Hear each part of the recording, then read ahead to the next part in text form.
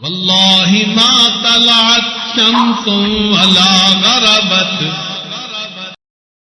معزز جماعت، رمضان المبارک کی آمد سے قبل رمضان المبارک کی آمد کے لیے خوشیاں منانا، رمضان کا خوشی سے استقبال کرنا، ایک ایک دن کا انتظار کرنا، گن کے وقت کا انتظار کرنا کہ اب رمضان المبارک میں 5 دن رہ گئے، 4 دن رہ گئے، 3 دن رہ گئے، بےتاب ہونا، یہ نبی علیہ الصلوۃ والسلام کا معمول رہا ہے۔ عائشہ صدیقہ رضی اللہ تعالیٰ عنہ فرماتی ہیں، آپ علیہ الصلوۃ والسلام شعبان المعظم کے دن جس اہتمام سے ایک ایک کر کے گنتے تھے، اس اہتمام سے کبھی کسی دوسرے مہینے کے دنوں کو نہیں گنا۔ تو اس کا مطلب یہ ہے کہ آقا علیہ الصلوۃ والسلام کو انتظار ہوا کرتا تھا۔ انسان دیکھے کہ آج 15 شعبان ہے، پھر 16 آئے گی، پھر 17 آئے گی، پھر 18 آئے گی، تو وقت قریب سے قریب ہو جا رہا ہے۔ تو نبی علیہ الصلوۃ والسلام رمضان المبارک کے لیے دنوں کو گنا کرتے تھے۔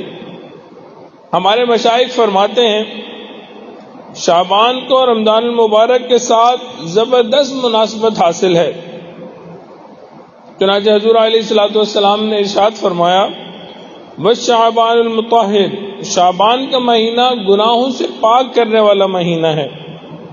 مقصد یہ ہے شعبان کے مہینے میں لوگ رمضان کی آمد کا انتظار کریں گے اور گناہوں سے بچیں گے، پاک صاف ہو جائیں گے، اور پھر جب اللہ رب العزت رمضان المبارک عطا فرمائیں گے، اپنی رحمت عطا فرمائیں گے، تو انسان کے تمام گناہوں کو دھو دیا کریں گے۔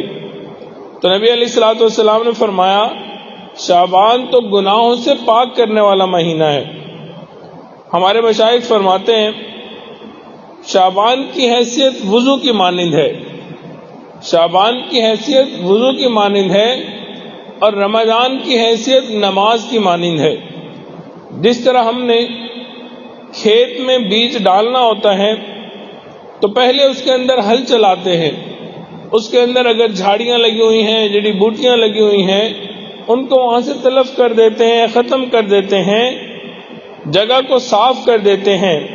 ایسے ہی شعبان المعظم کا مہینہ دل کی دھرتی کو گناہوں کی جھاڑیوں سے اور بیل بوتوں سے پاک کرنے کا مہینہ ہے، اور رمضان المبارک رحمتوں کا بیج ڈالنے کا مہینہ ہے۔